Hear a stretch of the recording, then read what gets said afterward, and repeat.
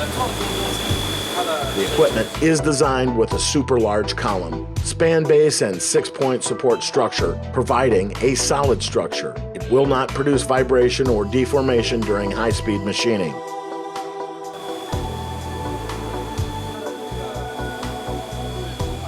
The machine uses a low inertial spindle. The motor is directly connected to the spindle, and the torque is transmitted stably, thus improving the efficiency of rigid tapping, avoiding production noise and temperature rise.